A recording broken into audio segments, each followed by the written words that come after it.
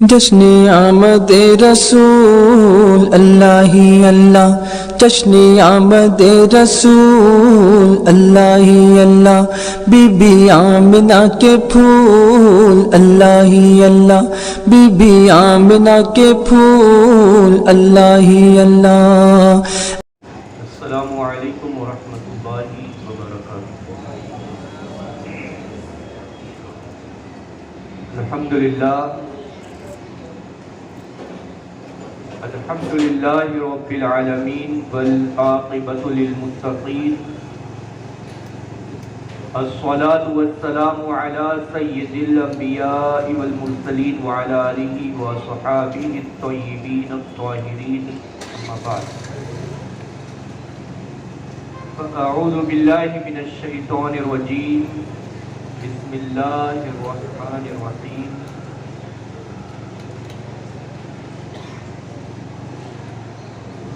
لقد من اللہ علی المؤمنین اذ بعث فیہم رسولا من انفسہم یتلو علیہم آیاتہ ویزکیہم ویعلمہم الکتاب والحکمہ، صدق اللہ العظیم۔ جس طریقے سے پڑھا ہوں میرے ساتھ عشق رسول میں ڈوب کر پڑھیں۔ الصلاۃ والسلام علیک یا رسول اللہ، الصلاۃ والسلام علیک یا حبیب اللہ،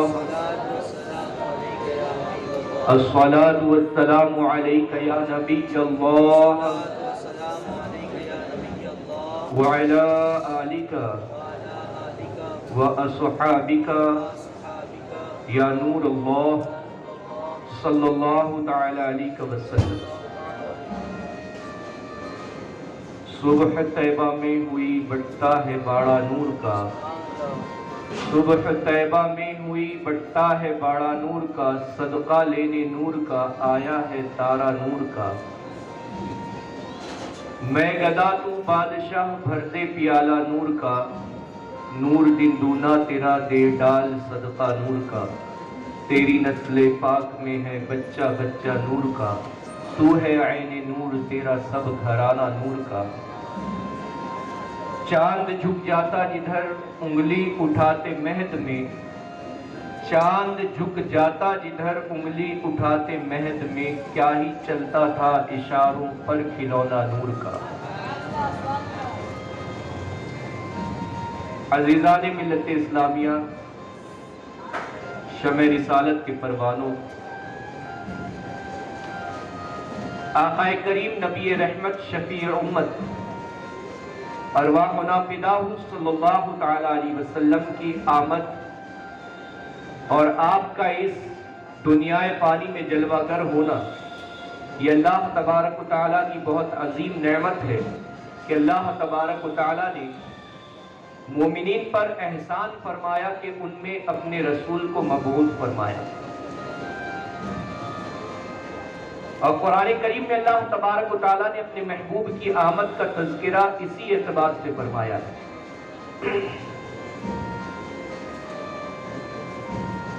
جبکہ آپ دیکھیں سیدنا ابراہیم علیہ السلام جب خانہ کعبہ کی تعمیر فرماتے ہیں تو اپنے رب کی بارگاہ میں عرض کرتے ربنا وابعث فیہم رسولا منہم یتلو علیہم آیاتک ویعلمہم الکتاب والحکمہ ویزکیہم۔ یہاں پر ایک نکتہ میں آپ کو بتاتا چلوں کہ حضرت ابراہیم علیہ السلام دعا کرتے ہیں کہ مولا ایسا رسول ان میں بھیج، اس خانہ کعبہ کا محافظ، اس خانہ کعبہ کو آباد کرنے والا اور اس تیرے گھر کی طرف پھرنے والے لوگوں کے دلوں کو تیری طرف پھیرنے والے ایسے رسول کو مبعوث فرما، ایسے رسول کو ان کے درمیان بھیج جو ان پر تیری آیتیں تلاوت کرے، انہیں کتاب اور حکمت کی باتیں سکھائے اور ان کے دلوں کا تزکیہ کرے، ان کے دلوں کو صاف اور ستھرا بنا دے۔ یہاں پر ایک بات میں عرض کرنا چاہتا ہوں کہ انسان کا دل اسی وقت ستھرا ہو سکتا ہے جب اس کے پاس علم و حکمت کی باتیں آ جائیں. انسان کا دل اسی وقت پاکیزہ ہو سکتا ہے جب وہ تعلیمات الہی سے آشنا ہو جائے.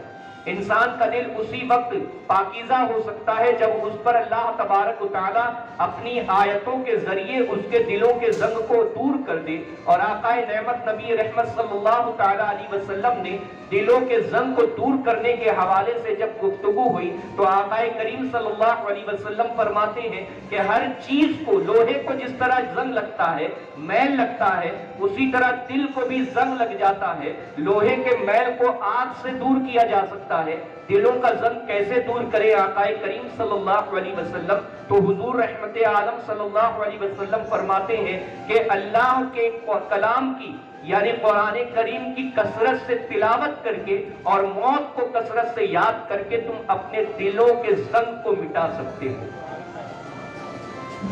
تو پتہ یہ چلا کہ حضرت ابراہیم علیہ السلام نے جو دعا کی تھی کہ اے رب قدیر ایسے رسول کو بھیج جو ان پر تیری آیتیں تلاوت کرے، ان آیات کے اسرار اور رموز جو ہیں، ان کی حکمتیں جو ہیں، ان حکمتوں سے انہیں آشنا کرائیں، وہ حکمتیں انہیں بتائیں، اور پھر جب ان حکمتوں کو وہ لوگ پا لیں تو اس پر عمل کر کے وہ لوگ اپنے دلوں کو ستھرا بنا لیں. ایسے رسول کو ان کے درمیان بھیج دے. لیکن قربان جائیں، حضرت ابراہیم علیہ السلام نے جو الفاظ اللہ کی بارگاہ میں دعا کے طور پر عرض کیے تھے، ایک تو یہ کہ رسول آئے تو آیتوں کی تلاوت کرے، پھر ان پر حکمتوں کی باتیں بتائے، اور پھر ان کے دلوں کا تزکیہ کرے. ان تمام چیزوں کو اللہ تبارک و تعالیٰ نے انہی الفاظ کے ساتھ باقی رکھا، لیکن ترتیب بدل دی.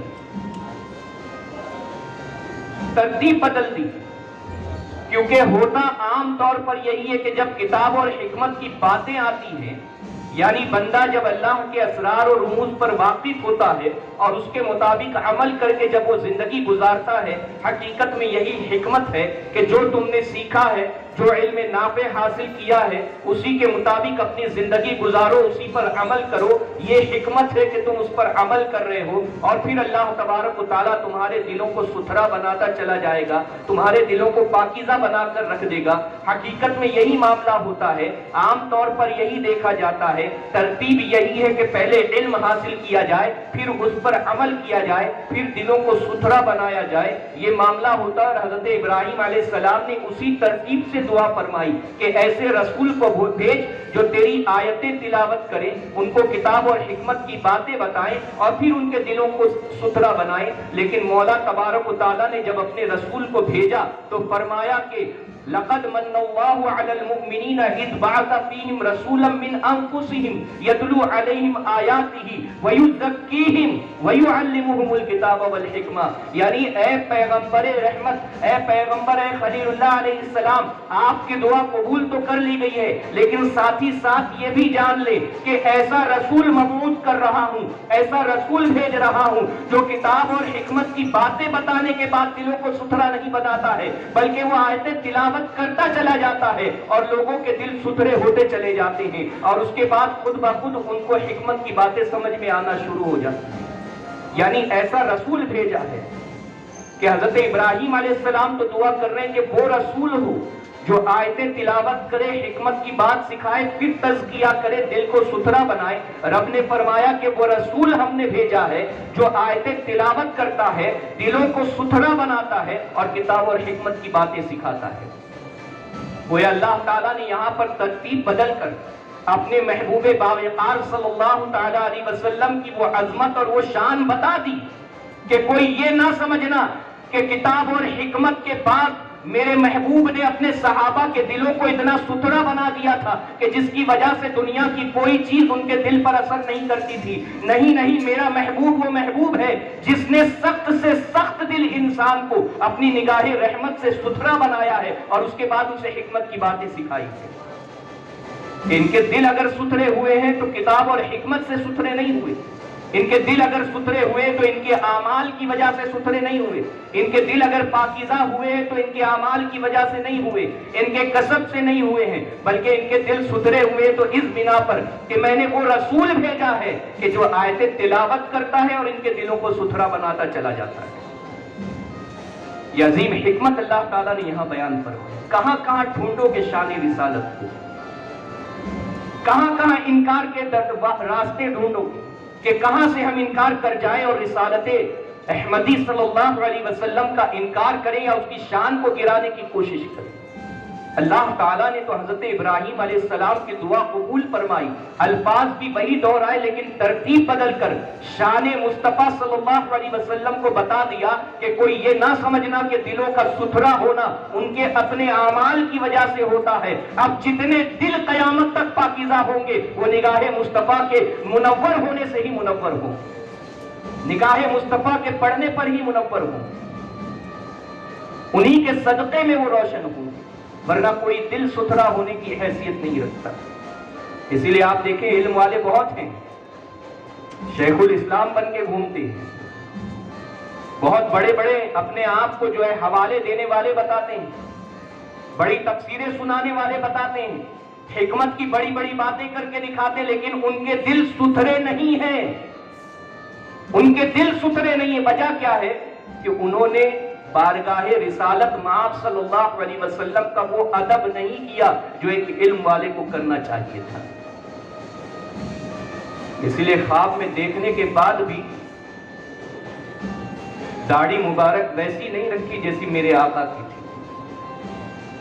اتنی حدیثیں اور اتنے حوالے پڑھنے کے بعد کہ یہ حوالے وہ حوالے, یہ ثبوت وہ پروف,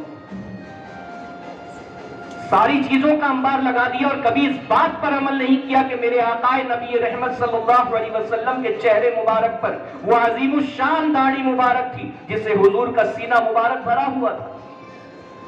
اور یہاں پہ انگریزوں کی صورت بنا کر کہتے ہیں کہ ہم شیخ الاسلام ہیں. ایسے کسی شیوخ کی ہمیں ضرورت نہیں. ہمارے شیوخ کو دیکھنا ہے تو امام عشق و محبت کو دیکھو, مفتی اعظم ہند کو دیکھو, حضور تاج الشریعہ کو دیکھو, ہمارے علماء کو دیکھو کہ یہ ایسے ایسے شیوخ ہمارے گزرے ہیں جنہوں نے خوف الہی میں زندگی بھی گزاری اور سنت رسول کو اپنی ذات کے ذریعے زندہ بھی کیا ہے. تو دلوں کا ستھرا ہونا یہ اللہ کے رسول صلی اللہ علیہ وسلم کی نگاہ رحمت پر منحصر ہے. اسی لیے تو امام عشق و محبت نے نہ علم کی طلب کی نہ حکمت کی طلب کی, نہ علم کی طلب کی نہ حکمت کی طلب کی, بس مانگا تو کیا, چمک تجھ سے پاتے ہیں سب پانے والے, میرا دل بھی چمکا دے چمکانے والے. چمک تجھ سے پاتے ہیں سب پانے والے, میرا دل بھی چمکا دے چمکانے والے. تو جو چاہے تو ابھی میل میرے دل کے دھلے کہ خدا دل نہیں کرتا کبھی میلا تیرا. یہ امام عشق و محبت کی آرزو ہیں کہ جب دل ستھرا ہو گیا تو اے میرے آقا آپ کی نگاہ رحمت سے جب دل ستھرا ہو گیا تو علم و حکمت کے اسرار تو اس میں آنے ہی ہیں. دل تو ہے ہی خزینہ, دل تو ہے ہی گھر, علم و حکمت کا اسرار کا چھپی ہوئی باتوں کا ٹھکانہ دل ہی ہے, اسی لیے تو اسے چھپایا گیا ہے. آج تک وہ دل جو ہم اپنی نگاہوں سے دیکھتے ہیں یا ہمارے جسم کا ایک لوتھڑا بنا ہوا ہے, ہم اسی کو سب کچھ سمجھتے ہیں, لیکن حقیقت میں وہ اسرار و رموز کہاں جا کر جمع ہوتے ہیں آج تک کسی نے اس کا ٹھکانہ نہیں پتہ کیا کہ کون سے سینے کے کس حصے میں وہ اسرار جمع ہو جاتے ہیں, دماغ کی کس رگ میں اور کہاں پر جا کر وہ اسرار چھپتے ہیں. وہ پیش پوشیدہ باتیں جمع ہوتی ہیں کہ جن کے ذریعے انسان دنیا میں انسانوں کے درمیان رہ کر اس قدر وسعت حاصل کر لیتا ہے کہ اس کے کوئی پیروں تک نہیں پہنچ سکتا. تو یہ اسی بنا پر حاصل ہے کہ جب اس کا دل ستھرا ہو گیا تو سب کچھ اس کو حاصل ہو جاتا ہے. چمک تجھ سے پاتے ہیں سب پانے والے, میرا دل بھی چمکا دے چمکانے والے. اللہ کی قسم کھا کر کہتا ہوں, اللہ کی عزت کی قسم کھا کر کہتا ہوں کہ امام عشق و محبت اعلیٰ حضرت امام احمد رضا فاضل بریلوی علیہ رحمہ ہمارے آقا حضور نبی رحمت صلی اللہ علیہ وسلم کا وہ عظیم معجزہ ہے اور ہمارے لیے وہ عظیم تحفہ ہے اور اللہ کی بارگاہ سے وہ عظیم انعام ہے کہ ان کے لکھے ہوئے ایک ایک شعر کو آپ وظیفے کے طور پر تلاوت کرتے جاؤ, اللہ تبارک و تعالیٰ اس کا اثر آپ کو ضرور عطا فرمائے گا. اگر کسی کو چاہیے کہ ہمارا دل ستھرا ہو جائے, کسی کو چاہیے کہ ہمارا دل پاکیزہ ہو جائے, اس شعر کی کثرت سے تکرار کرتا رہے, یقیناً اللہ تبارک و تعالیٰ رحم فرمائے گا اور دل کو پاکیزہ فرما دے گا. حضور کی بارگاہ سے کرم ہوگا اور دل ستھرا ہو جائے. ایک مرتبہ درود پاک پڑھ لیں. अल्लाहु रब्बु मुहम्मदिन सल्लल्लाहु अलैहि वसल्लम व नहनु इबादु मुहम्मदिन सल्लल्लाहु अलैहि वसल्लम। मेरे प्यारे आका सल्लल्लाहु अलैहि वसल्लम के प्यारे दीवारों, जैसा कि कल मैंने बताया कि आकाए नामदार मदीने के ताजदार हुजूर रहमत आलम सल्लल्लाहु ताला अलैहि वसल्लम की पैदाइश मुबारका के दिन के हवाले से हमारे उलमा में किसी को कोई इख्तिलाफ नहीं। सारे इस बात पर मुत्तफिक हैं कि हुजूर रहमत आलम सल्लल्लाहु ताला अलैहि वसल्लम की पैदाइश मुबारका पीर के रोज हुई है। ज्यादा लोगों का इस बात पर भी इत्तेफाक है कि महीना रबीउल नूर का था, रबीउल अव्वल का था। इख्तिलाफ उलमा का तारीख को लेकर है, तारीख को लेकर है कि कौन सी तारीख थी, लेकिन उस पूरी गहराई में जाने के बजाय बस इतना कहना चाहूंगा कि आप कोई भी किताब उठाकर देख लें,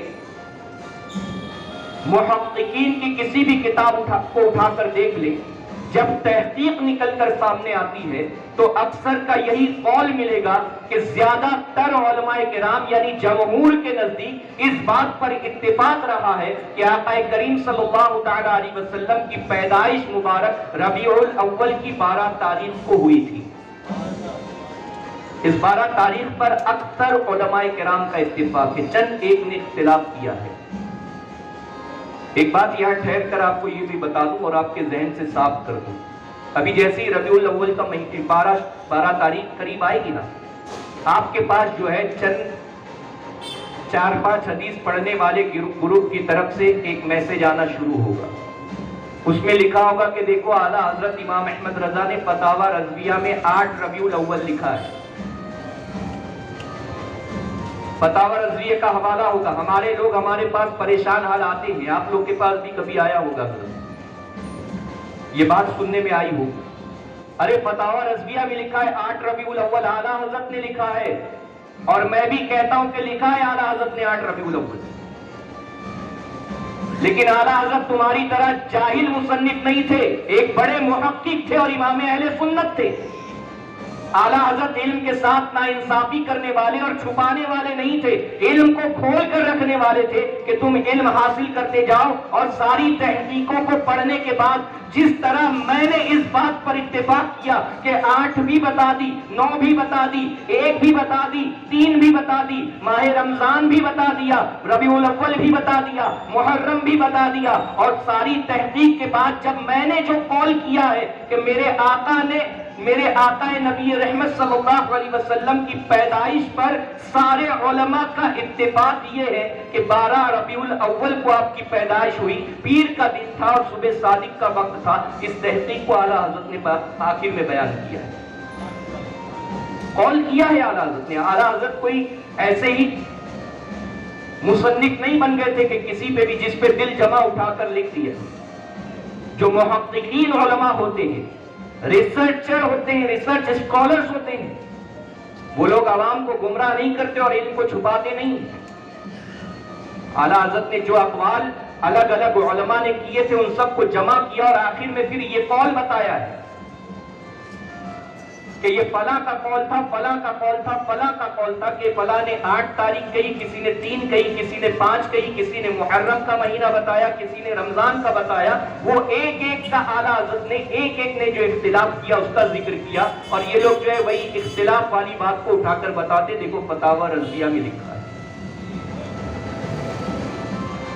और यहीं से पता चल जाता है कि ये इल्म को छुपाने वाले, मिल्लत को धोखा देने वाले, लोगों को गुमराही के गड़े में ले जाकर ढकेलने वाले, नबी आखिरुज़्ज़मा सल्लल्लाहु अलैहि वसल्लम की मोहब्बत से लोगों को मुतनफ्फिर करने वाले लोग हैं। अगर ये हकीकत में अच्छा और पाकीज़ा दिल रखने वाले होते तो आला हजरत के वो इख्तिलाफी कौल को जो उन्होंने किसी मुख्तलिफ यानी इख्तिलाफ करने वाले आलिम दीन के हवाले से नकल किया था, उस कौल को लोगों के सामने पेश ना करते, बल्कि आला हजरत ने अपना मौक़िफ़, अपनी तमन्ना और अपनी मर्जी जिस पर उनका अमल था वो जो जाहिर किया, वो बताते कि आला हजरत का अमल किस बात पर था।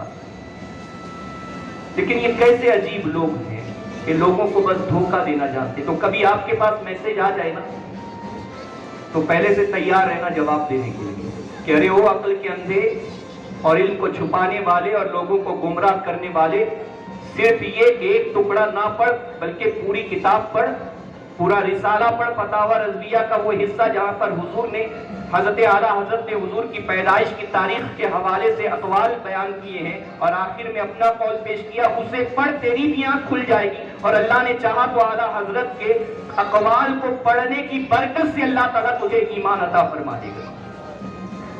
میں تو یہ دعوت دیتا ہوں کہ اعلیٰ حضرت کی کتابوں کو پڑھو آ کر کے، اللہ تبارک و تعالیٰ صرف پڑھتے چلے جاؤ گے اور اعلیٰ حضرت کی محبت اگر دل میں آ گئی نا تو وہیں سے ایمان کا نور جگمگانے لگ جائے گا، کہ معمولی شخصیت نہیں ہے اعلیٰ حضرت۔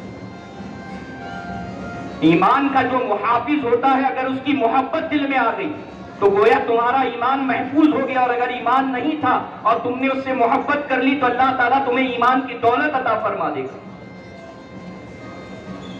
یہ اللہ والے معمولی نہیں ہوتے، یہ اللہ کی طرف سے بنا کر بھیجے جاتے ہیں، یہ اللہ کی طرف سے خاص پیدا کیے جاتے ہیں، یہ یہاں آ کر اپنے کسب سے، اپنی محنت سے اور اپنی کاوشوں سے اللہ کا قرب حاصل نہیں کرتے، بلکہ اللہ تبارک و تعالیٰ انہیں اپنا مقرب بنا کر پیدا فرماتا ہے۔ درود پاک پڑھی، اللہم صلی علی سیدنا مولانا محمد ماطی الوجود والکرم والہ وبارک وسلم صلاۃ والسلام علیک یا رسول اللہ صلی اللہ تعالی علیہ وسلم۔ تو آقا کریم صلی اللہ تعالی علیہ وسلم کی پیدائش کی جو تاریخ ہے اس پر اکثر علماء کرام کا عمل رہا کہ 12 ربیع الاول کو ہی حضور کی پیدائش ہوئی، اور مکہ مکرمہ میں وہی پیدائش ہوئی ہے نا حضور کی، سبھی جانتے ہیں۔ تو مکہ المکرمہ میں علماء فرماتے ہیں کہ مکے والوں کا عمل یہی رہا کہ وہ ہر ربیع الاول کی 12 تاریخ کو حضور رحمت عالم صلی اللہ علیہ وسلم کے اس مبارک گھر میں جا کر جہاں آپ کی پیدائش ہوئی تھی وہاں بیٹھ کر میلاد پڑھا کرتے تھے، میلاد پڑھا کرتے تھے۔ ابھی یہ 30-40 سال سے وہاں پر پابندیاں عائد کر دی گئی ہیں، ورنہ ابھی تک لوگ اس گھر میں داخل ہوتے تھے اور وہاں میلاد پڑھا کرتے تھے۔ دشمنوں نے بڑی کوشش کی، آس پاس کے سارے علاقے کو صاف کر دیا، سارے علاقے کو صاف کر دیا، اور کوشش تھی ان کی کہ یہ گھر بھی صاف کر کے روڈ بنا دیا جائے اور اس پر سے گاڑیاں دوڑائی جائے۔ لیکن کیسے ہو سکتا ہے جبکہ مولا تبارک و تعالیٰ نے اس زمین کو اس لیے پسند فرمایا کہ وہاں اپنے محبوب کو جلوہ کر فرمایا۔ تو بھلے ہی دور سے زیارت ہو جاتی ہے، قریب سے زیارت ہو جاتی ہے، اندر داخلے کا موقع نہیں مل پاتا، لیکن کم از کم زیارت سے آنکھوں کو ٹھنڈک میسر آ جاتی ہے۔ تو اس گھر میں روز ہر 12 ربیع الاول کو مکے والے بھی داخل ہوتے اور وہاں جمع ہو کر میلاد منایا کرتے تھے، میلاد پڑھا کرتے تھے۔ آج بھی مدینہ طیبہ میں جو انصار کے قبیلے کے لوگ آج جو موجود ہیں وہ آج بھی کوئی پیر کے روز اپنے گھر میں میلاد کی محفل منعقد کرتا ہے، کوئی منگل کے روز کرتا ہے، کوئی جمعرات کو مناتا ہے، کوئی سنیچر کو مناتا ہے، سب نے الگ الگ دن بانٹ رکھے ہیں اور وہاں پر ہر ہفتے وہ لوگ میلاد رسول کا انعقاد کرتے ہیں۔ ہم تو سال میں ایک آدھ بار منا لیے تو منا لیے اپنے گھر میں محفل میلاد، وہ ہر ہفتے محفل میلاد کرتے ہیں، اس لیے کہ آج بھی وہ اس بات کا اعتراف کرتے ہیں کہ جو کچھ ہے سب صدقہ رسول اللہ کا ہے، سب صدقہ رسول اعظم صلی اللہ تعالی علیہ وسلم کا ہے، ہمارا کچھ بھی نہیں۔ تو آج بھی وہ میلاد مناتے ہیں۔ تو حضور رحمت عالم صلی اللہ تعالی علیہ وسلم کیا عالم تھا جس سہانی گھڑی چمکا طیبہ کا چاند، اس دل افروز سعاد پہ لاکھوں سلام۔ آپ سوچیں گے کہ بار بار اعلیٰ حضرت کو ہی کیوں لے کر آتا ہے؟ اس لیے کہ جب ان کو پڑھنا شروع کرو تو کسی اور کی طرف دھیان ہی نہیں جاتا، اور وہیں اتنا مل جاتا ہے کہ کوئی کمی ہی نہیں ملتی، کوئی کمی ہی نہیں ملتی۔ اتنا اللہ تعالیٰ نے انہیں نوازا اور انہوں نے اتنا ہمیں عطا بھی کیا۔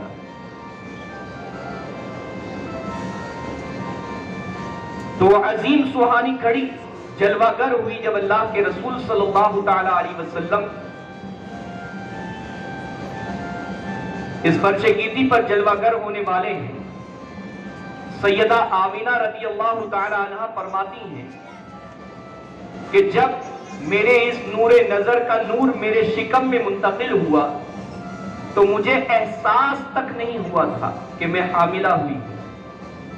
ایک عورت جب حاملہ ہوتی ہے تو اسے احساس ہوتا ہے، اسے درد ہوتا ہے، اسے تکلیفیں ہوتی ہیں، اس کو چلنے پھرنے میں اذیت ہوتی ہے، اس کی کمر میں درد ہوتا ہے، وہ کام اس کو کم ہو جاتا ہے، وہ بہت جلد تھک جایا کرتی ہے. لیکن حضرت سیدہ آمینہ رضی اللہ تعالیٰ عنہ فرماتی ہیں کہ مجھے احساس ہی نہیں ہوا، بلکہ فرماتی کہ ایک روز جب میں کچھ نیند اور کچھ بیداری کے عالم میں تھی تو ایک فرشتے نے آ کر میرے کان میں کہا کہ اے آمینہ جانتی ہو تم حاملہ ہو گئی ہو؟ تو میں نے کہا نہیں مجھے خبر نہیں. فرماتی اس فرشتے نے جب میرے کان میں کہا تب مجھے پتا چلا کہ میں حاملہ ہوں. اللہ اکبر. فرماتی کوئی ایسی علامت کوئی ایسی نشانی ظاہر ہی نہیں، کوئی ایسا معاملہ ظاہر ہی نہیں ہوا. اس فرشتے نے کہا کہ ایک بہت ہی اللہ کے عظیم نبی کی تم والدہ بننے والی. اور پھر میری آنکھ کھل گئی، میں نے دیکھا تو میرے اطراف میں کوئی نہیں تھا. فرماتی ہے جس رات اللہ کے رسول صلی اللہ علیہ وسلم یعنی میرا یہ محبوب، میرا یہ نور نظر جلوہ گر ہونے والا تھا، تو اسی رات پھر وہ فرشتہ میرے پاس آیا اور اس نے کہا کہ اے آمینہ آج وہ نبی جلوہ گر ہونے والا ہے تمہارے شکم سے جس کے نور سے اللہ تبارک و تعالیٰ پورے عالم کو منور فرمانے والا ہے، پورے عالم کو اللہ تعالیٰ روشنی عطا فرمانے والا ہے. اور اسی رات پھر صبح صادق کا وقت تھا اور اللہ تبارک و تعالیٰ نے میرے اس نور نظر کو جلوہ گر فرمایا. فرماتی ہے کہ ان کی پیدائش کا بھی مجھے احساس نہیں ہوا. جبکہ ماں کا عالم کیا ہوتا ہے کہ بچے کی پیدائش کے وقت ان کی حالت ایسی ہوتی ہے کہ اب جان جاتی کہ نہ جاتی، اب حالت خراب ہوتی، اب بچتی کہ نہیں بچتی، یہ کیفیت ہو جاتی ہے. لیکن سیدہ آمینہ فرماتی ہیں کہ مجھے احساس ہی نہیں ہوا، بس اتنا میں نے دیکھا کہ میرے شکم سے ایک نور نمودار ہوا ہے، ایک نور نکلا ہے اور وہ اس قدر پھیلا ہوا تھا کہ اس نور کی روشنی میں نے ملک شام کے محلات کو دیکھ لیا تھا.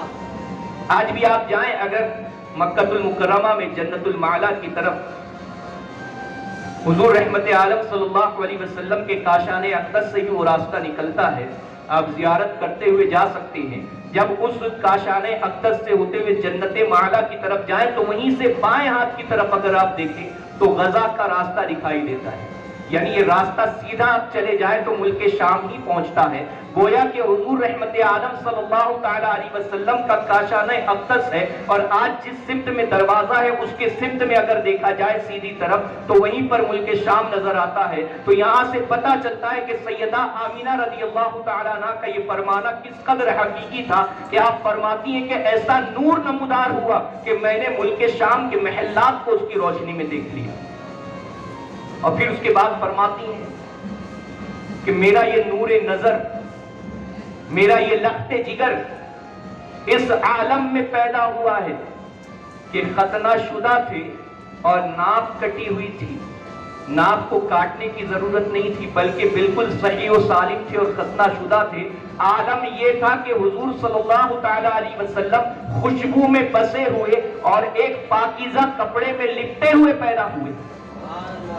اور فرماتی کہ جب میرا یہ نور نظر جلوہ گر ہوا تو گھٹنے کے بل بیٹھ گیا اور اپنے ہاتھوں کو اللہ کے رسول صلی اللہ علیہ وسلم نے زمین پر رکھا اور آسمان کی طرف اپنے سر مبارک کو اٹھا کر دیکھا اور اللہ تبارک و تعالیٰ کی تسبیح فرمائی. یہ اللہ کے رسول صلی اللہ علیہ وسلم کی شان ہے کہ پیدا ہو رہے ہیں تو اس عالم میں اور اس شان میں کہ پیدا ہوتے ہی اللہ تبارک و تعالیٰ کی کبریائی اور اس کی پاکیزگی کا ذکر فرما رہے ہیں. اور یہاں پر لوگ کہتے ہمارے جیسے تھے، ارے ہماری پیدائش حضور کی پیدائش کی طرح نہیں ہو سکتی. تو حضور کا سراپا، حضور کی ذات، حضور کی صفات ہمارے جیسی کیسی ہو سکتی ہے؟ ہم تو اللہ کے رسول صلی اللہ تعالیٰ علیہ وسلم کے نالین اقدس میں کبھی کوئی ایک روایت ہے کہ حضور کے نالین اقدس میں ایک ہلکی سی نجاست لگی تھی کہ حضور صلی اللہ علیہ وسلم اسی عالم میں نماز ادا فرمانے والے تھے تو جبریل امین نے آ کر کے کہا حضور اپنی نالین اقدس کو اتار دیں. تو ہم اس کے برابر بھی نہیں ہیں، اس کے برابر بھی نہیں ہیں. تو کہاں برابری کرنے جا چلے ہو اس ذات کی جنہیں اللہ تبارک و تعالیٰ نے پوری کائنات کے لیے باعث تخلیق فرمایا ہے. کہاں برابری کرنے چلے ہو؟ تو سیدہ آمینہ فرماتی ہیں کہ میرے محبوب نے، میرے نور نظر نے اس طرح اللہ کا ذکر کیا، اور اس کے بعد بعض روایتوں میں کہ خادمہ نے یہ آواز سنی اور بعض روایتوں میں کہ سیدہ آمینہ نے سنی، فرماتی ہیں کہ میں نے دیکھا کہ میرے کمرے میں نور ہی نور بھر گیا ہے، اور لوگ آواز لگا رہے ہیں کہ اس محبوب کو، اس بچے کو لے چلو، اور لے کر گئے۔ مجھے کچھ آوازیں آئی، اس کے بعد آواز بند ہو گئی، میں نے حضور کو اپنی بارگاہ اپنے پاس نہیں پایا۔ اس کے بعد تھوڑی دیر بعد پھر نور چھا گیا اور پھر آوازیں آئی، تو میں نے دیکھا کہ حضور صلی اللہ علیہ وسلم موجود ہیں۔ لوگ کہہ رہے ہیں کہ انہیں مشرق کی طرف لے جایا گیا تھا، مشرق والوں کو دکھا دیا گیا، اب مغرب کی طرف لے کر چلتے ہیں۔ فرماتی حضور پھر میری نظر سے غائب ہو گئے۔ اس کے بعد پھر حضور تشریف لائے اور کہا گیا کہ انہیں مغرب و مشرق کی سیر کرا دی گئی ہے، تاکہ سارے اولین و آخرین مشرق سے مغرب تک پھیلے ہوئے سارے جان لیں کہ یہ اللہ کے رسول ہیں جو جلوہ گر ہو چکے ہیں، جو جلوہ گر ہو چکے ہیں۔ آج بچے پیدا ہوتے ہیں بدبو میں ہوتے ہیں، بو آتی ہے ان کے پاس سے، انہیں نہلانا پڑتا ہے۔ حضور خوشبو میں بسے پیدا ہوئے تھے۔ خادمائیں جو اس وقت وہاں موجود تھی فرماتی ہیں کہ ایسی خوشبو تھی کہ ایسی خوشبو آج تک ہم نے کسی اچھے سے اچھے عطر میں بھی نہیں پائی تھی، ایسی خوشبو تھی۔ اس کے بعد شواہد النبوت میں علامہ جامی علیہ رحمہ فرماتے ہیں کہ وہ رات ایسی حسین رات تھی کہ زمین اور آسمان میں انسانوں اور جنوں کے علاوہ جتنی بھی اللہ کی مخلوق تھی سب خوشیاں منا رہی تھی، اور عالم یہ تھا کہ جبریل امین علیہ السلام آسمان سے ایک پرچم لے کر نازل ہوئے تھے، جسے انہوں نے خانہ کعبہ کی چھت پر نصب کیا۔ ایک پرچم کو مشرق میں نصب کیا اور ایک پرچم کو مغرب میں نصب کیا۔ گویا یہ بتایا جا رہا ہے کہ یہ پرچم مشرق سے مغرب تک خانہ کعبہ کے ذریعے لگا دیا گیا ہے، اور یہ جان لو کہ اب جو دعوت یہاں سے نکلے گی وہ مشرق سے مغرب تک ہر جگہ پھیل جائے گی، سب جگہ پھیل جائے گی۔ یہ پرچم حضرت جبریل امین لے کر نازل ہوئی۔ یہ نورانی پرچم رہا ہوگا جسے کسی نے دیکھا نہیں ہوگا، لیکن جنہیں اللہ نے نور عطا فرمایا انہوں نے دیکھا بھی ہوگا، انہوں نے جانا بھی ہوگا، یا رسول اعظم صلی اللہ علیہ وسلم نے اس کی خبر بھی عطا فرمائی ہوگی، یا اس وقت جو نیک لوگ تھے انہوں نے اس کا مشاہدہ کیا ہوگا۔ یہ سارے معاملات ہو سکتے ہیں، تبھی علماء نے کئی کتابوں میں اسے نقل فرمایا اور درج کیا ہے۔ اور بعض روایتوں میں آیا ہے کہ حضرت عبد المطلب جب خانہ کعبہ کا طواف کر رہے تھے اور آقا کریم صلی اللہ علیہ وسلم کی پیدائش ہوتی ہے تو وہ دیکھتے ہیں کہ سارے کے سارے بت منہ کے بل اوندھے گرے پڑے ہیں، اور خانہ کعبہ حضور کے گھر کی طرف جو ہے جھکتا نظر آ رہا ہے۔ یہ عالم ہے کہ تعظیم کے لیے کعبہ بھی جھک رہا ہے، اس لیے کہ آج وہ رسول جلوہ گر ہو رہا ہے جن کے صدقے میں آج کعبے کو تمام بتوں سے اور تمام شرک کی ناپاکیوں سے نجات ملنے والی ہے۔ وہ عظیم رسول جلوہ گر ہونے والا ہے۔ یا رسول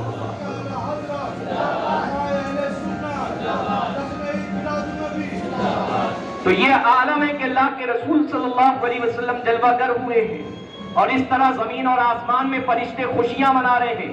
اللہ کے رسول صلی اللہ علیہ وسلم کے متعلق کچھ فرشتے رب کی بارگاہ میں عرض کرتے ہیں، مولا تیرا محبوب جلوہ گر تو ہوا ہے لیکن یہ یتیمی کی حالت میں ہے، ان کے والد کا سایہ ان کے سر پر نہیں ہے، انہیں لوگ یتیم کہیں گے، ان کی پرورش کیسے ہوگی؟ یہ کہیں لوگوں کے درمیان رہ کر پریشان نہ ہو جائیں۔ رب تعالیٰ فرماتا ہے کہ سنو، اگرچہ ان کے والد نہیں ہے، اگرچہ انہیں میں یتیم بنا کر پیدا کر رہا ہوں، کوئی ان کا دیکھنے والا نہیں ہے، لیکن ان کا محافظ میں ہوں اور میں ہی ان کی تربیت فرمانے والا ہوں۔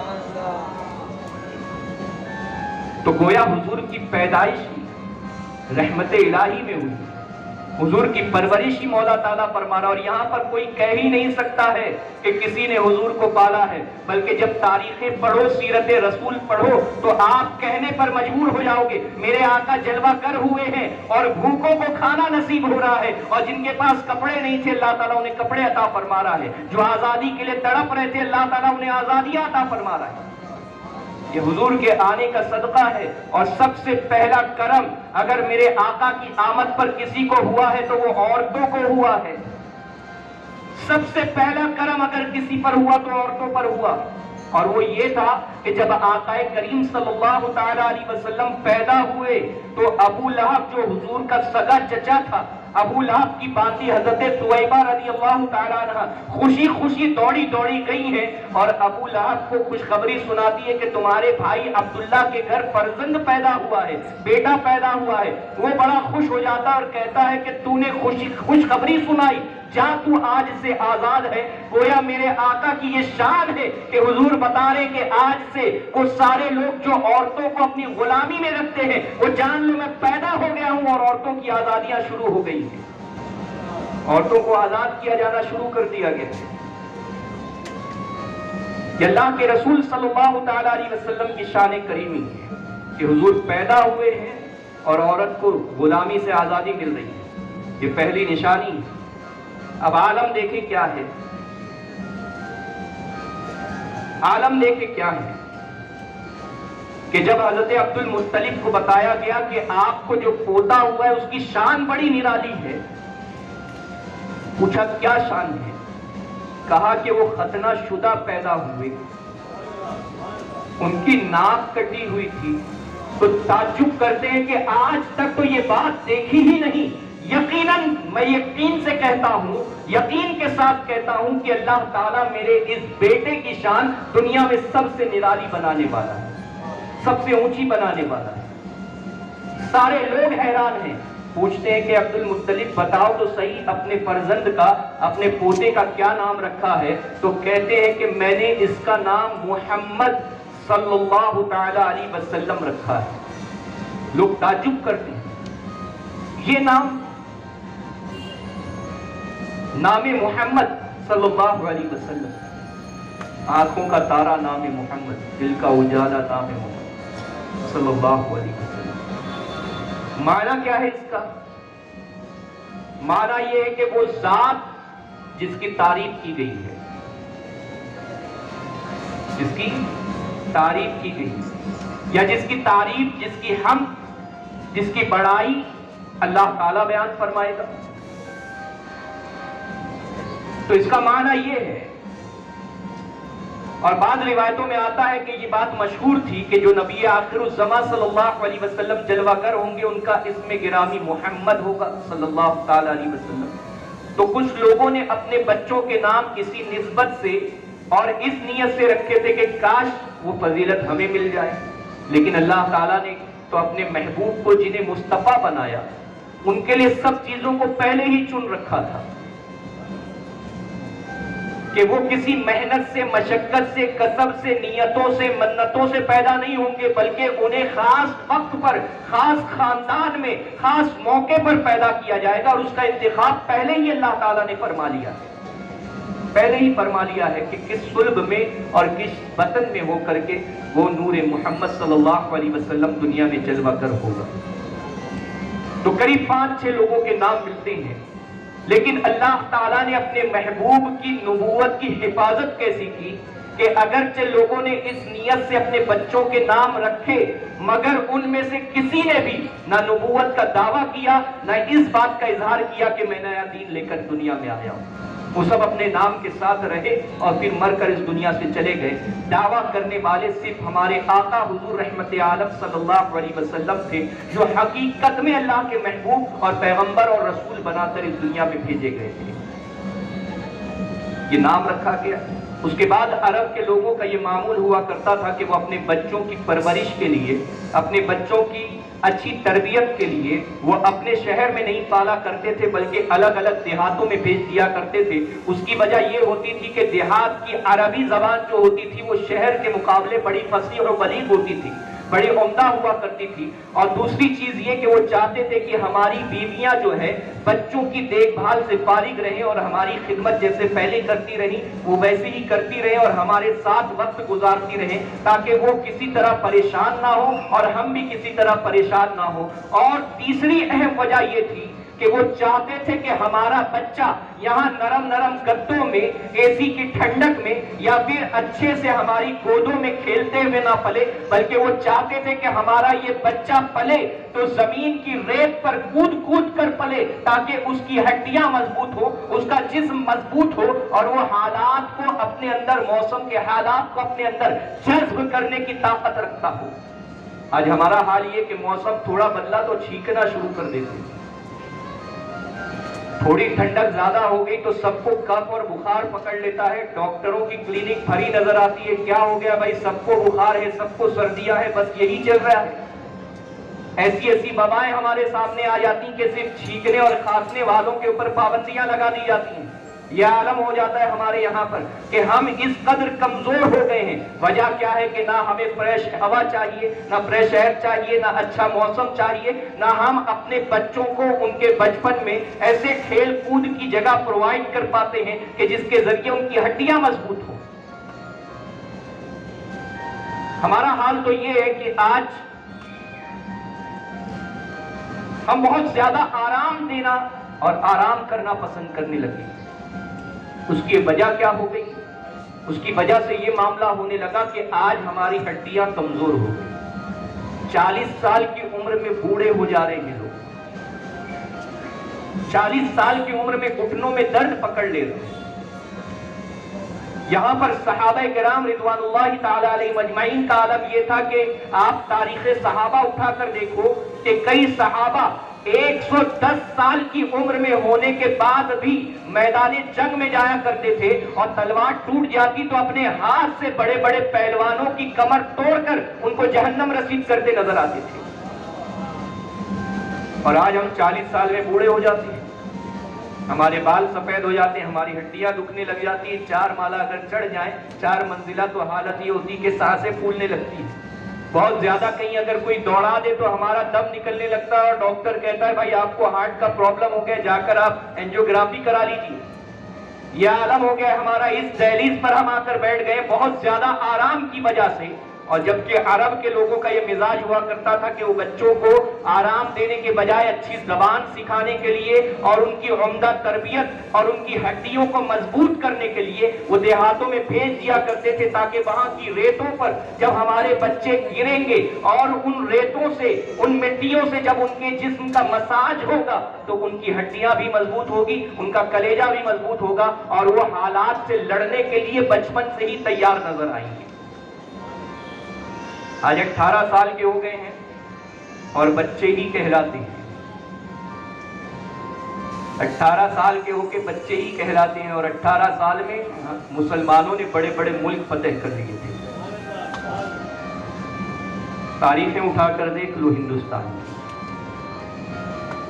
کہ ابن قاسم کی عمر بھی 18 سال ہی تھی، اور میدان کربلا میں 22,000 کے لشکر کو ہلانے والے جو نوجوان تھے، چاہے وہ حضرت علی اکبر ہو، چاہے وہ حضرت قاسم ہو، یا پھر اور دیگر رفقا ہو، حضرت امام علی مقام رضی اللہ تعالیٰ عنہ کی ان کی عمریں اٹھا کر دیکھ لے، زیادہ تر لوگ آپ کو 20 سال کی عمر کے قریب قریب نظر آئیں گے۔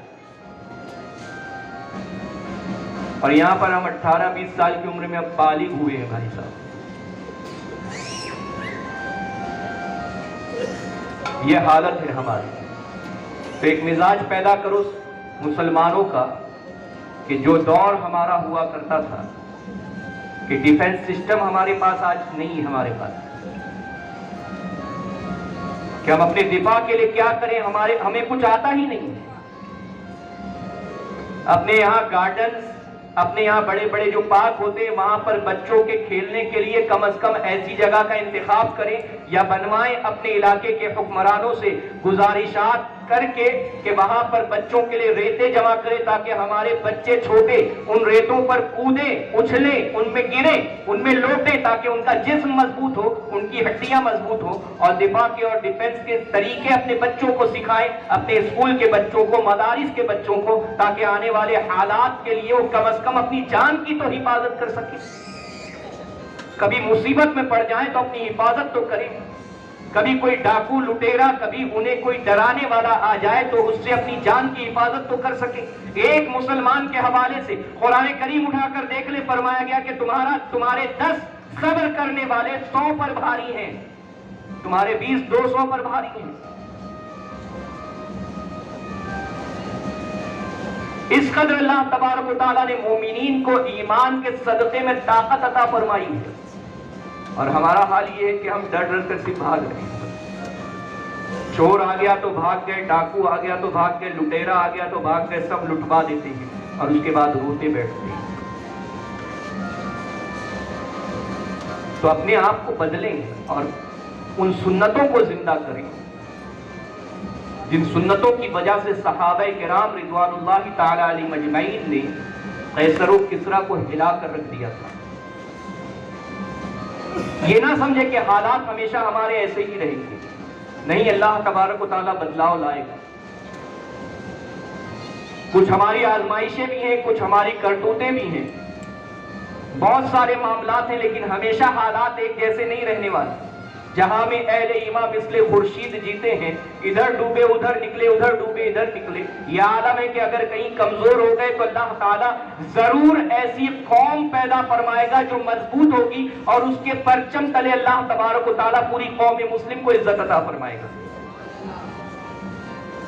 یہ ضرور ہوگا، لیکن ہمیں بھی تو بدلاؤ لانا ہے، ہمیں بھی تو اپنے آپ کو تیار کرنا ہے، مضبوط کرنا ہے۔ یہ کیا ہم 40 سال کی عمر میں پہنچنے تک بوڑھے ہو جاتے ہیں، جی کر کیا کریں گے، پریشان ہو کے جیو۔ اگر جی کر کیا کرنے والا معاملہ ہوتا تو خودکشی ہمارے یہاں پر جائز ہوتی، لیکن حرام ہے، اس لیے کہ تم دنیا میں آئے ہو تو اپنی لمبی عمر کی دعائیں بھی کرو، لمبی عمر کی کوششیں بھی کرو۔ اللہ کے رسول صلی اللہ علیہ وسلم نے صحت و تندرستی کو سب سے عظیم نعمت قرار دیا ہے، تو اپنی اس تندرستی کی حفاظت بھی کرو، لیکن یہ سارے اعمال اللہ اور اس کے رسول کی اطاعت اور اس کی رضا کے لیے کرتے رہو۔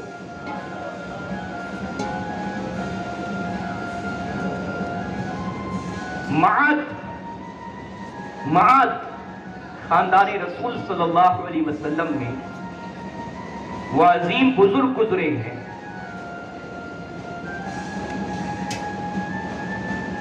کہ جن کی بہادری اور جن کے مضبوط جسم، مضبوط رگوں، مضبوط اعصاب کی زمانے تک مثالیں دی جاتی رہی، اور عرب خاص طور سے قریش یہ کوشش کیا کرتے تھے کہ ہمارے بچوں کے جسم ہمارے باپ معاذ کی طرح ہونے چاہیے جو صدیوں پہلے گزر چکے تھے۔ حضرت عمر رضی اللہ تعالیٰ عنہ مسلمانوں کو بار بار تنبیہ کیا کرتے تھے کہ اپنے آپ کو آرام دے دے کر اپنے جسم کو کمزور نہ کر دو، اپنے اعصاب کو ڈھیلا نہ بنا دو، بلکہ جاؤ اور محنتیں کرو، مشقتیں کرو، اور اپنے آپ کو اپنے باپ معاذ کی طرح اپنے جسم کو مضبوط بناؤ۔ لیکن ہمارے نوجوان جسم مضبوط بنائیں گے کس لیے؟ گرل فرینڈ کے لیے، سیٹنگ کرنے کے لیے، اس کی نگاہ میں جو ہے خوبرو دکھنے کے لیے۔ اب یہاں پر جسم تیار ہو گیا، اب کیا کرنا ہے؟ اب چلو حجام کے یہاں پر سیلون میں بیٹھ کر فیشل کراتے ہیں، بلیچ کراتے ہیں، چہرہ بھی تو اچھا دکھنا چاہیے۔ چہرہ اچھا ہو گیا، اب کیا کریں؟ اب ہیئر اسٹائل بھی بنوا لیتے ہیں، وہ بھی تو سوٹ ہونی چاہیے۔ جسم اتنا مضبوط ہے، چہرہ ایسا چمکدار ہے، تو اب ہیئر اسٹائل بھی اچھی ہونی چاہیے۔ اب اس کے بعد کیا کیا جائے؟ اب اس میں کچھ رنگ برنگے بال بھی نظر آنے چاہیے، کہیں کالے ہوں تو کہیں پیلے ہوں، کہیں ہرے ہوں، کہیں نیلے۔ یہ ساری چیزوں میں ہم ڈوبے ہوئے ہیں۔ اسی جسم کو آپ مضبوط بناؤ اس نیت کے ساتھ کہ ہم اللہ تبارک و تعالیٰ کی زمین پر اللہ کے کلمے کو بلند کریں گے۔ اللہ تبارک و تعالیٰ تمہارے اس توانا جسم میں اور برکتیں عطا فرمائے گا اور اتنا مضبوط رکھے گا کہ جہاں کھڑے رہو گے تمہارے کھڑے ہونے پر ہی باطل کا کلیجہ تھراتا نظر آئے گا۔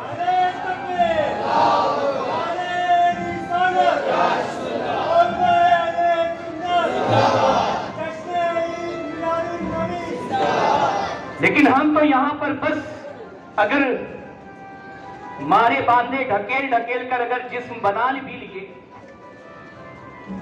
تو بس یہ کہ شاید کسی فلم اسٹار نے بنایا ہوگا تو اس کی محبت میں بنا لیا، اس کی طرح دکھنے کے لیے کہ اس کے جیسا دکھتا ہوں کہ نہیں دکھتا ہوں، مجھ سے اس کی طرح سیٹنگ ہوگی کہ نہیں ہوگی، لوگ میرے آگے پیچھے بائک کے بیٹھ کر گھومیں گے یا نہیں گھومیں گے۔ سیدھی سادی بائکیں ہمارے پاس ہونی چاہیے، لیکن عجیب عجیب سی رہتی ہے جب اس پر بیٹھے ہوئے لوگوں کو دیکھو کہ ایک جھکا ہوا ہے، دوسرا اس کے پیچھے اور ٹیڑھا ہو کر بیٹھا ہوا۔ یہ کیا اپنی زندگی کو مذاق بنا کر رکھا ہے ہم نے؟ کیا مذاق بنوا کر رکھا ہے ہم نے؟ یہاں عیاشیاں کرنے کے لیے یا اپنا مذاق بنوانے کے لیے مومن پیدا نہیں ہوا ہے۔ مومن کی پیدائش اس زمین پر اس لیے ہوئی ہے تاکہ وہ اپنی ذات کے ذریعے، اپنے کردار کے ذریعے اللہ کے دین کو سر بلند رکھے۔ کل بروز محشر حساب لیا جائے گا ہم سے، حساب لیا جائے گا ہم سے۔ لیکن ہمارا حال بالکل برعکس ہے۔ بس حضرت آئے ہیں، بولیں گے، جائیں گے، اس کے بعد کیا کرنا ہے؟ بدلو کوشش تو کرو، اللہ تعالیٰ پائے تکمیل تک پہنچانے والا ہے۔ کیا آج 40 یا 4 دہائیوں سے آپ اس محفل کو منعقد نہیں کر رہے ہیں؟ کیا آج برسوں سے اس کی حفاظت نہیں کر رہے ہیں؟ کیا اسے یوں ہی جسے آپ کے باپ دادا نے شروع کیا تھا اسے ان کی اولاد کیا نہیں چلا رہی ہے؟ وجہ کیا ہے کہ اس پر آپ نے کوشش کی تو یہ قائم ہے۔ اگر آپ کوشش کرو گے تو اللہ تعالیٰ مدد فرمائے گا اور آپ کا وجود بھی قائم رہے گا انشاءاللہ تعالیٰ۔ حضرت عمر رضی اللہ تعالیٰ عنہ کی بات آ گئی تو بتاؤ میں حضرت عمر رضی اللہ تعالیٰ عنہ کے زمانے میں قحط پڑ گیا، لوگ بے روزگار ہو گئے، کام کی قلت ہو گئی۔ اب جب قحط پڑتا ہے تو اس زمانے سے یہ قانون بنا دیا گیا ہے کہ قحط میں جو لوگ آ جائیں، قحط کی زد میں جو لوگ آ جائیں تو ان کی دیکھ بھال، ان کے کھانے پینے کا انتظام حکومت کرے گی۔ اور وہ اسلامی حکومتیں تھی، بھرپور لوگوں کو کھلاتی پلاتی تھی۔ یہ نہیں کہ 40 کلو آیا ہے تو اس میں سے 400 گرام ملے گا، ایسا نہیں تھا۔ ابھی بٹا تھا نا 2 سال پہلے، تھیلیاں بہت لوگ لے کر گئے کہ حکومت کی طرف سے ٹرک بھر کر آ رہی ہے، کہاں غائب ہو جاتی خبر ہی نہیں ہوتی۔ اللہ ہدایت دے۔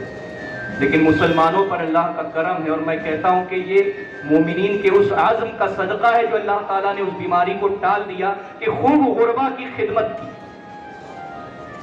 اپنی کرتوتوں یا گناہوں کی وجہ سے اگرچہ عذاب کی دہلیز پر ہم پہنچ چکے تھے لیکن اللہ نے ہدایت دی، اور ہمارے قوم کے رئیسوں نے اپنا خزانہ کھولا اللہ کی ہدایت سے اور خوب لٹایا غریبوں میں۔ اللہ تعالیٰ نے اس کے صدقے میں اپنے غضب کو ہم سے دور کر دیا، ورنہ ہلاکتیں بہت ہوتی، موتیں بہت ہوتی، بہت تباہیاں آتی، لیکن جو صدقات و خیرات فرمایا گیا نا، صدقہ اللہ کے غضب کو بجھا دیتا ہے، ٹھنڈا کر دیتا ہے۔ تو صدقات و خیرات سے بہت فائدہ ہوا۔ تو حضرت عمر رضی اللہ تعالیٰ عنہ کے زیر حکومت یہ بات تو طے تھی کہ سب کو کھلایا پلایا جائے گا، لیکن آپ فکر مند تھے کہ اب نوجوان کام نہیں کر رہے تو کیا حال ہوگا ان کا۔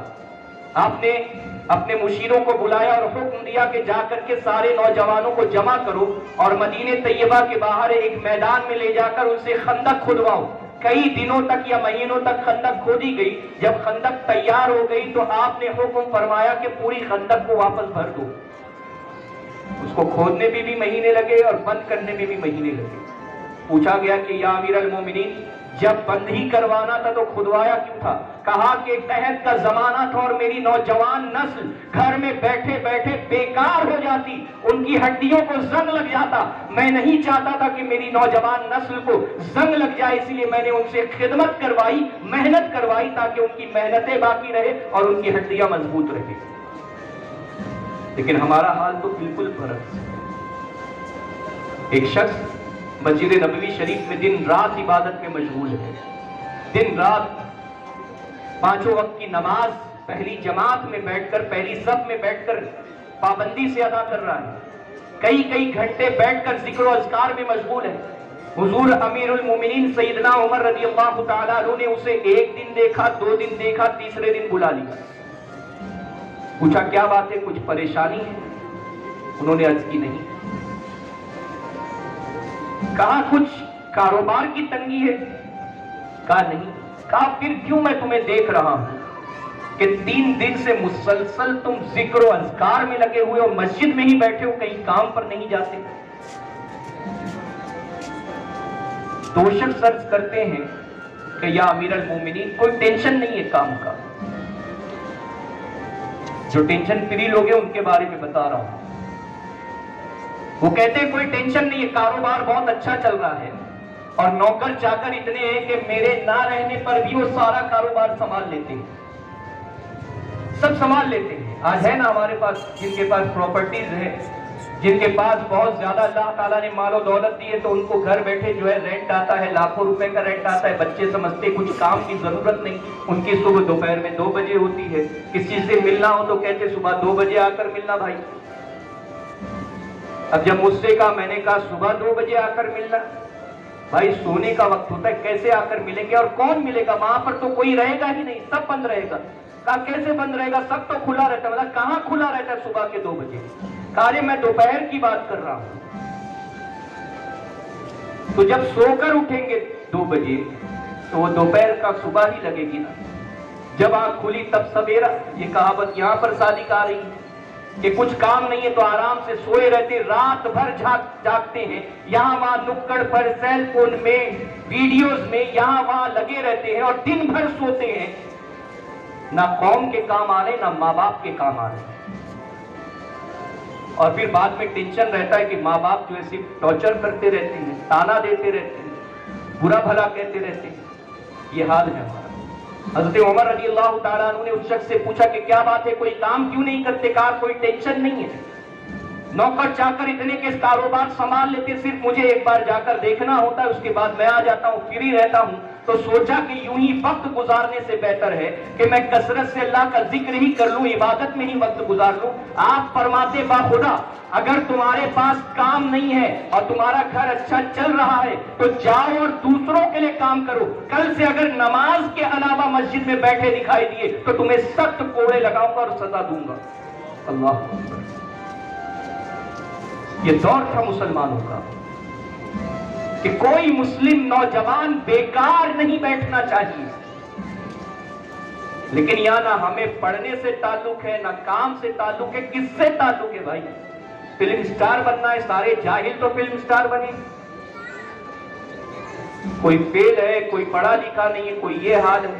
اور اس کے بعد آج جا کر درگت دیکھو ان کی کیا بنی ہوئی ہے, جن کو اپنا آئیڈیل ہماری قوم بنا کر چل رہی ہے. آج کیا درگت بنی ہوئی ہے. کوئی ڈرگز کے کیس میں بند ہے, کوئی کسی اور جرم میں بند ہے, کوئی ریپ کیس میں بند ہے, کوئی حرام کاری میں مبتلا ہے, کوئی کسی کام میں مبتلا ہے, کسی کا ایمان برباد ہو کر پڑا ہوا ہے. یہ حالات پہ پڑے ہوئے اور ہم ایسی زندگی طلب کر رہے تھے. درود پاک پڑھ لیں. اللہم صلی علی سیدنا مولانا محمد وعلی الجود والکرم والک وبارک وسلم. صلاۃ و سلام علیک یا رسول اللہ صلی اللہ علیہ وسلم. تو عرب کے لوگوں کا یہ معاملہ ہوتا تھا کہ وہ اپنے بچوں کو دیہات میں بھیجا کرتے تھے, وہاں کی عورتوں کو دیتے کہ وہ ان کو دودھ پلائیں, اچھی زبان سکھائیں, اچھا کردار بتائیں اور ان کی اچھی پرورش کریں. اور یہ معاملہ ہوا کرتا تھا عرب کی ان خواتین کا بھی جو بچوں کو پالتی تھی یا ان کی پرورش کرتی تھی. ان کی شان کیا تھی جانتے ہو؟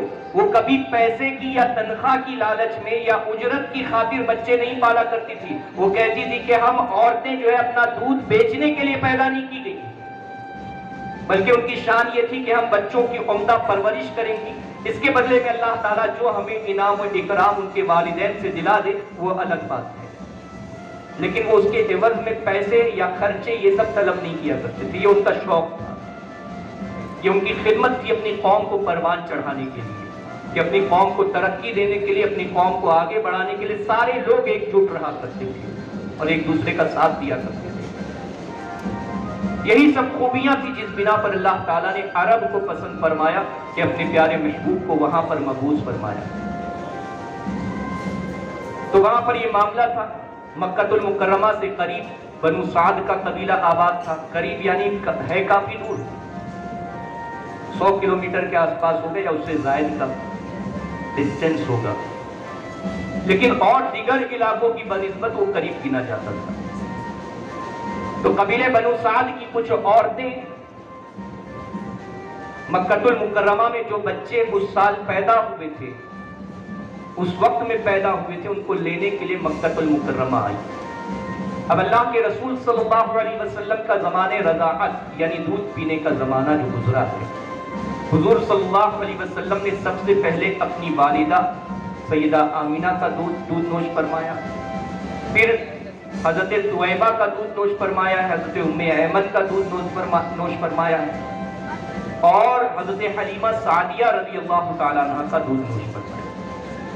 حضرت حلیمہ سعدیہ رضی اللہ تعالیٰ عنہ کو شرف زیادہ ملا کہ حضور صلی اللہ علیہ وسلم 2 سال سے زائد عرصے تک آپ کے ساتھ آپ کے گھر میں رہے.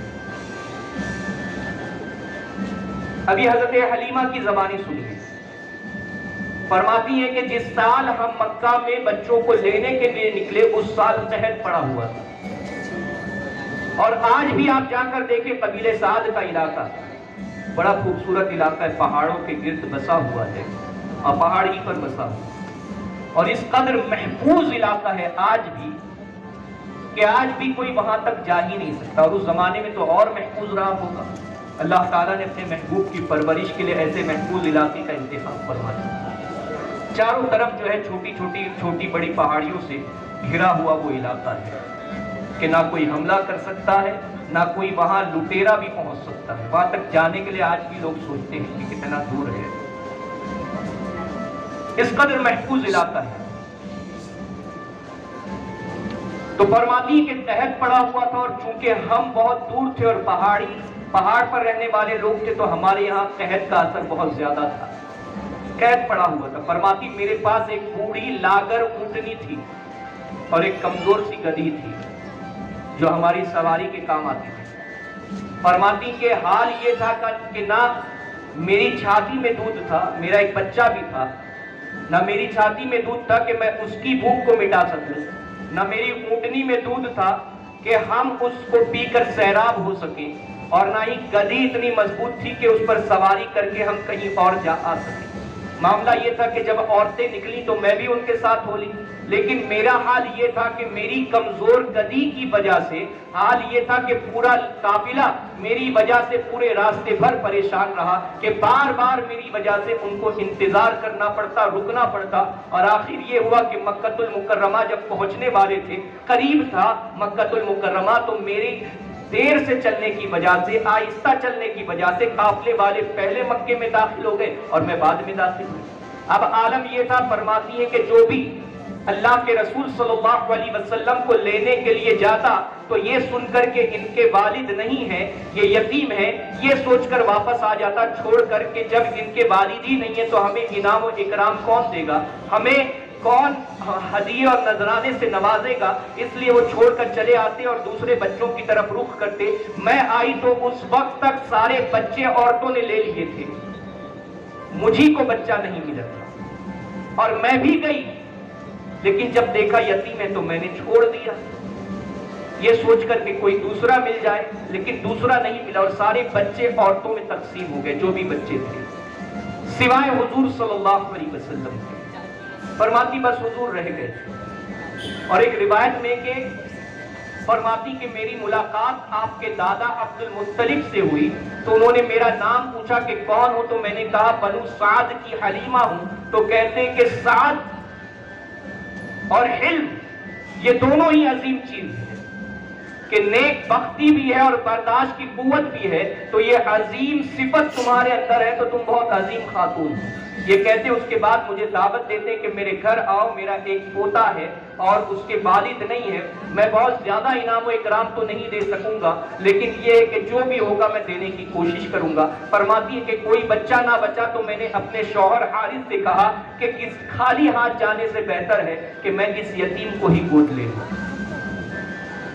مجھے اچھا نہیں لگتا کہ میں خالی ہاتھ اپنے گھر لوٹوں، اور یہ بھی اچھا نہیں لگتا کہ اس بچے کو یتیم ہونے کی وجہ سے کسی نے نہیں لیا، میں اسے لے لیتی ہوں۔ فرماتے کہ جب میں حضور کے گھر پہنچی اور آپ کی والدہ نے دروازہ کھولا تو مجھے خوش آمدید کہا، اور پھر اس کمرے میں لے گئی جہاں پر وہ نور نظر آرام فرما رہے تھے۔ فرماتے کہ جب کمرے کا دروازہ کھلا اور میں نے ان کے چہرے کے جب نورانیت کو دیکھا تو میں بالکل دم بخود رہ گئی، ہیبت میں رہ گئی کہ کیسا نورانی اور عظمت والا چہرہ ہے، کیسا چہرہ آج تک حلیمہ کی آنکھوں نے دیکھا ہی نہیں ہے۔ فرماتی ہے کہ حضور سو رہے تھے، میں نے آپ کو جگانا مناسب نہ سمجھا، میں آپ کے قریب گئی اور آپ کے سینے مبارک پر میں نے اپنا ہاتھ رکھا ہی تھا کہ اللہ کے رسول صلی اللہ علیہ وسلم نے اپنی آنکھیں کھول دی اور مجھے دیکھ کر مسکرانے لگے۔ اللہ اکبر، اللہ اکبر، جس کی تسکی سے روتے ہوئے ہنس پڑے۔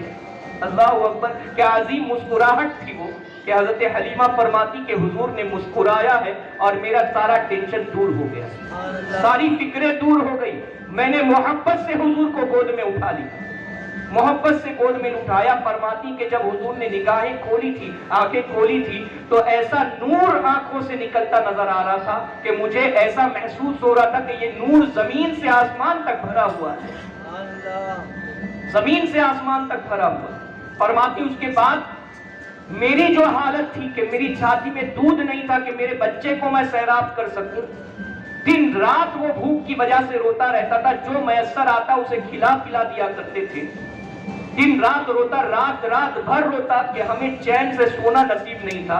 फरमाती कि मैंने हुजूर रहमत आलम सल्लल्लाहु अलैहि वसल्लम को अपनी गोद में उठाया तो मेरा आलम ये था कि मेरी छाती दूध से भरी हुई थी, और हुजूर सल्लल्लाहु अलैहि वसल्लम को मैंने अपनी दाईं तरफ जब दूध पिलाया तो हुजूर ने खूब पिया जितना पीना चाहा, और जब बाईं तरफ उनको किया तो हुजूर ने अपने मुंह को फेर दिया। बहुत कोशिश की मैंने कि हुजूर दूध पी लें, लेकिन हुजूर ने बाईं तरफ से दूध नहीं पिया। मैं समझ गई कि ये अजीम नूरानी चेहरे वाला बेटा जो है ये मामूली नहीं है, अजीम शान लेकर पैदा हुआ है, और ये इस बात की समझ रखता है कि दूध पीने के लिए इसका एक भाई भी मौजूद है, एक रज़ाई भाई भी मौजूद है।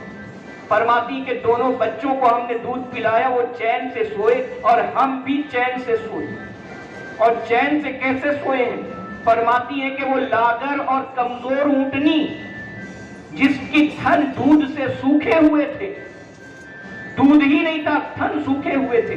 फरमाती जब हारिस देखने गए कि अपने जानवरों का हाल देख लूं क्या हालत है, तो फरमाते हैं कि उन्होंने जब देखा तो उस ऊंटनी के थन दूध से भरे हुए थे। खुशी खुशी उन्होंने दूध दोहा, उन्होंने भी पेट भर कर पिया, हम भी पेट भर कर पिए, और आज तक ऐसी नींद हमने नहीं ली थी जैसी नींद उस रात ली है जब हुजूर हमारे घर तशरीफ लाए, हमारे पास तशरीफ लाए।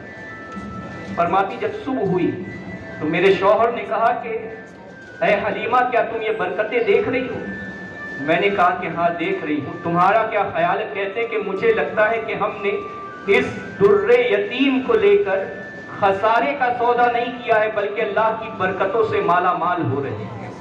वो फरमाती के कहत का जमाना था, और आलम ये था कि जो गदी मेरी कमजोर थी और मेरे काफले वाले आने के वक्त हमसे परेशान हो गए थे कि हलीमा तुम आई ही क्यों थी जब तुम्हारे पास सवारी नहीं थी। तो आलम ये था कि वापसी के वक्त वो सवारी ऐसी तेजी से आगे चली जा रही थी कि वो तब भी परेशान हो जाते और कहते कि हलीमा हमें छोड़कर कहां आगे भागी जा रही हो, थोड़ा हमारा भी तो ख्याल करो, क्या तुमने सवारी बदल ली है या वही वो कमजोर उठनी है? तो मैं कहती कि वो तो वही है, सवारी वही है, लेकिन ये देखो कि अब सवार बदल चुका है, अब सवार बदल चुका है। फरमाती जब हम हुजूर को लेकर अपने घर आए, अपने कबीले में आए, तो कहत तो पड़ा ही हुआ था। फरमाती लेकिन उनके आने से मेरा घर मुनव्वर हो गया, जगमगाने लगा, और आलम यह था कि मेरी बकरियां जब शाम के वक्त चर कर आती, जबकि एक घास भी हमारे कबीले में नहीं उगती थी, जिस खित्ते में हम रहते थे वहां एक घास नहीं उग रही थी, इस कदर कहत पड़ा हुआ था। और उम्मीद लगाए बैठे थे कि अल्लाह ताला बारिश बरसाए तो हम पर रहम हो और हमारी तकलीफें और कहत सारी हमारी दूर हो। एक घास नहीं उगती थी, लेकिन शाम के वक्त जब बकरियां वापस आती तो उनके थन दूध से भरे होते थे और परबा नजर आती थी, खाई पी नजर आती थी। और दूसरे कबीले के दूसरे लोगों की बकरियों का यह हाल होता कि जैसी जाती थी वैसी ही आती थी। तो अपने चरवाहों को डांटते थे कि तुम अपनी बकरियां वहीं क्यों नहीं चराती जहां हलीमा की बकरियां चरती हैं। तो ये आलम था। और उसके बाद जो वो अपनी बकरियों को मेरी बकरियों के साथ शामिल करते, तो अल्लाह ताला ने जो बरकतें में मुझे अता फरमाई थी उसके सदक़े में अल्लाह ताला उन्हें भी अता फरमाने लगा।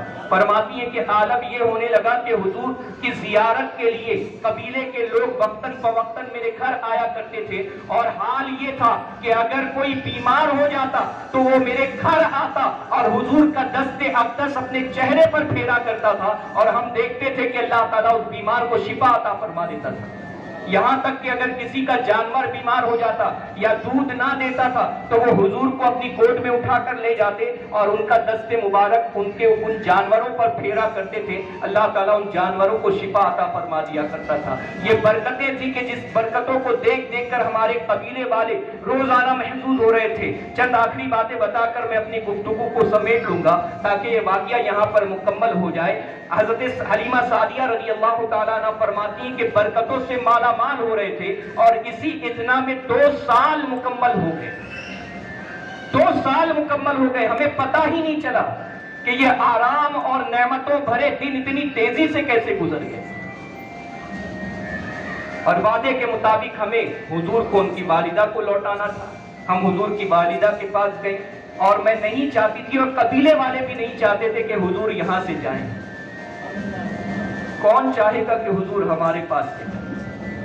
ये सबसे बड़ा नसीबा तो बनु साद का था कि हुजूर सबसे पहले उनके कबीले तशरीफ ले गए। وہ چاہتے ہی نہیں تھے کہ حضور ہمارے یہاں سے جائیں، لیکن چونکہ جو قانون بنا تھا، جو روایت تھی، اس پر عمل کرنا لازمی تھا۔ فرماتی کہ جب میں پہنچی تو سیدہ آمینہ نے جس قدر ہو سکا میری امید سے زیادہ مجھے نذرانے عطا فرمائے، اور اس کے بعد وہاں وبا پھیلی ہوئی تھی، میں حضور کو دینا نہیں چاہتی تھی، اس وبا کا میں نے بہانہ بنایا اور کسی طرح اصرار کر کر کے بار بار حضرت آمینہ رضی اللہ تعالیٰ عنہ کو منع کر حضور کو اپنے ساتھ واپس لے آئی۔ حضور ہمارے ساتھ واپس تشریف لائے۔